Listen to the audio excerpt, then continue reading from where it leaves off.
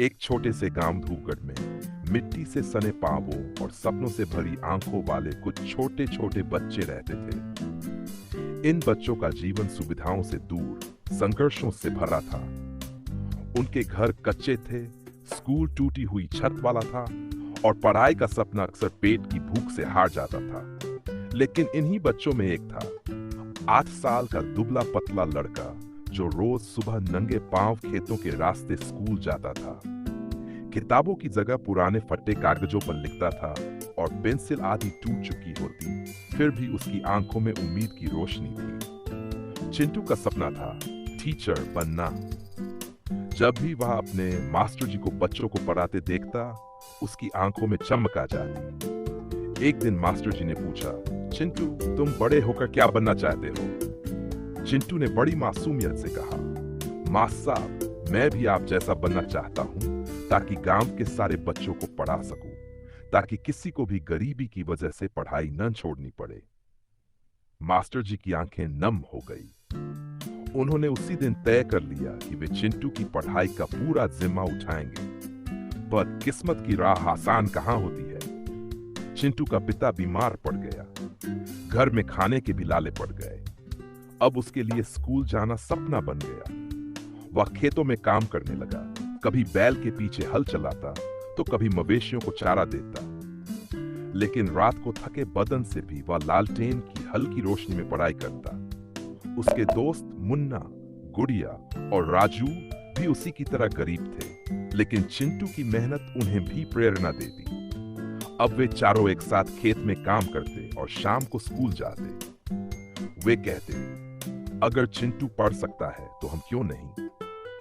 धीरे धीरे गांव के कई बच्चे जुड़ने लगे। गांव के लोग भी हैरान थे कि ये गरीब बच्चे इतना कुछ कैसे कर रहे हैं। एक दिन गांव में ब्लॉक ऑफिसर आए। उन्होंने स्कूल का दौरा किया और बच्चों की कक्षा में जाकर उनसे सवाल पूछे। सभी बच्चे चुप थे, लेकिन चिंटू ने आत्मविश्वास से जवाब दिया। उसकी भाषा, सोच और समझ देखकर ऑफिसर चकित रह गए। उन्होंने कहा, इस बच्चे में आग है, बस उसे दिशा देने की जरूरत है। उन्होंने चिंटू को जिला स्तरीय स्कॉलरशिप परीक्षा के लिए नामांकित किया। चिंटू ने दिन रात एक कर दिया। पुराने किताबों से उधार ली गई कॉपियों में और मास्टर जी के मार्गदर्शन में उसने हर विषय में खुद को निखारा। परीक्षा का दिन आया। चिंटू ने मां के हाथ का बना एक पुराना टिफिन लिया और शहर की बस में बैठ गया। उसे शहर पहले कभी नहीं देखा था। बड़ी बड़ी इमारतें, लोग मोबाइल में व्यस्त, सब कुछ नया था। परीक्षा के बाद जब वह गांव लौटा तो उसकी आंखों में एक चमक थी, आत्मविश्वास की। कुछ हफ्तों बाद रिजल्ट आया। चिंटू जिले में पहला आया था। उसकी स्कॉलरशिप पूरे राज्य में चर्चा का विषय बन गई।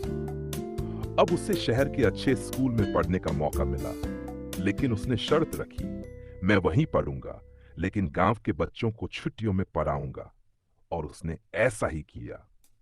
हर छुट्टी में वह गांव आता, अपने जैसे गरीब बच्चों को पढ़ाता, उन्हें सपने देखने की हिम्मत देता। चिंटू की इस लगन को देखकर एक एनजीओ ने पूरे गांव में एक डिजिटल लाइब्रेरी बनवाई, जहां हर बच्चा पढ़ सके। कुछ साल बाद वही चिंटू जो कभी मिट्टी में खेलता था, अब आईएएस ऑफिसर बन गया।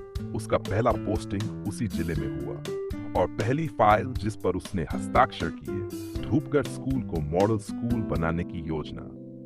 वह अब केवल अपना सपना नहीं, बल्कि पूरे गांव के बच्चों का सपना पूरा कर रहा था।